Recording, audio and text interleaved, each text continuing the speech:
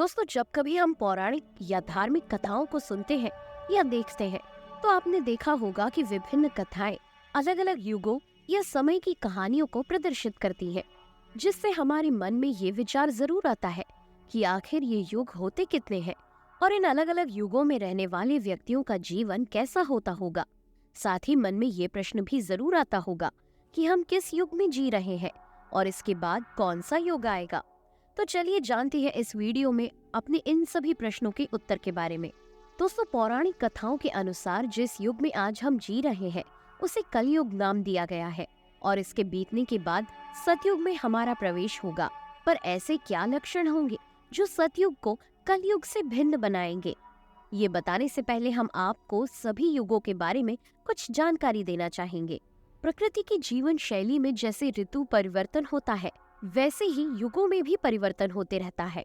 अभी हम युगों के 22वें चक्र में हैं। इसी के आधार पर हमारे धर्म ग्रंथों में 4 प्रकार के युग बताए गए हैं, जो कि सतयुग, त्रेता युग, द्वापर युग और कलयुग है, जिनमें से सतयुग सबसे पहला और बड़ा युग माना जाता है। इसकी आयु 17,28,000 वर्ष तक होती है।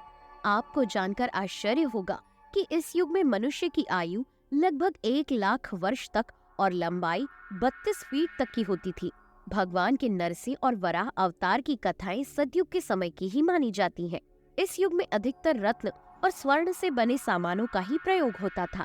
इसके बाद आता है त्रेता युग, जो कि दूसरा सबसे बड़ा युग है। इसकी अवधि 12,96,000 वर्षों तक बताई गई है। सतयुग की अपेक्षा त्रेता युग में मनुष्य की लंबाई कम हो गई थी, जो कि लगभग 21 फीट तक की ही रह गई थी।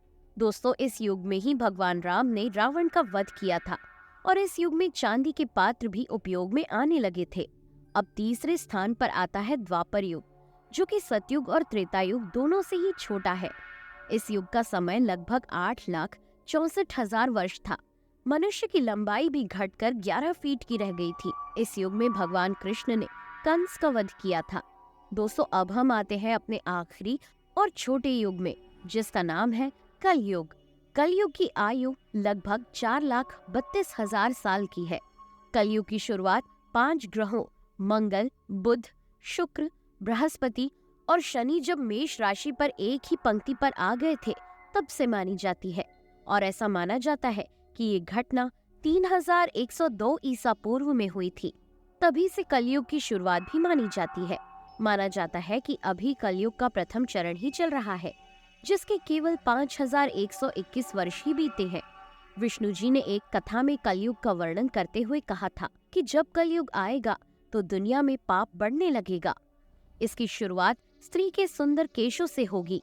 जिन केशों या बालों को स्त्री अपना आभूषण मान के सजाती संवारती है, कलयुग में स्त्रियां इन्हीं सुंदर केशों को कटवाना शुरू कर देंगी और किसी के भी बाल लंबे और काले नहीं दिखाई देंगे।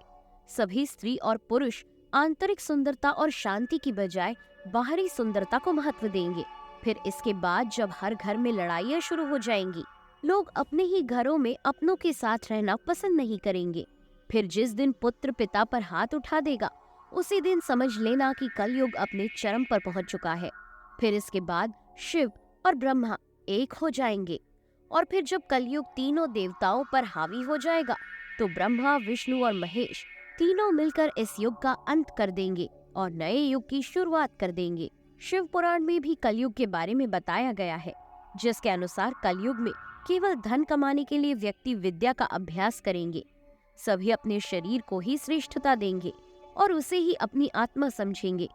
धन की बहुत कमी हो जाएगी और हर व्यक्ति दूसरे के धन को हड़प लेने के बारे में सोचेगा। अपनी जाति के कर्मों को छोड़कर दूसरी जाति के कर्मों में लीन रहेंगे, जिससे सभी कुलों का नाश होगा। संतान भी अपने माता पिता से बैर भाव रखेगी। कलयुग की स्त्रियां भी प्रायः आचरण से भ्रष्ट और पति का अपमान करने वाली होंगी। स्त्रियों को किसी का भी भय नहीं रहेगा, साथ ही वे अपने पति की सेवा से सदा ही विमुख रहेंगी। इसके अलावा सभी क्षत्रिय भी अपने क्षत्रिय धर्म का त्याग कर व्यसनों में पड़ जाएंगे। उनमें वीरता का अभाव रहेगा। वो अपने कर्म धर्म छोड़कर व्यर्थ घूमेंगे। दोस्तों, ब्रह्मा पुराण के अनुसार कलयुग के अंत में मनुष्य की आयु महज 12 वर्ष की रह जाएगी। कलयुग की उम्र जैसे जैसे बढ़ती जाएगी, वैसे ही नदियां सूखती जाएंगी, गाय दूध देना बंद कर देंगी। धन के लोभ में मनुष्य किसी की हत्या करने में भी संकोच नहीं करेगा। बेईमानी और अन्याय से धन कमाने वाले लोगों में वृद्धि होगी। जो लोग ताकतवर होंगे, केवल उन्हीं का राज चलेगा। मनुष्य पूजा पाठ, व्रत, उपवास और सभी धार्मिक कार्य करना बंद कर देगा। लड़कियां बिल्कुल भी सुरक्षित नहीं रहेंगी। उनका अपने ही घर में शोषण होगा। शादी जैसा पवित्र रिश्ता भी अपवित्र हो जाएगा।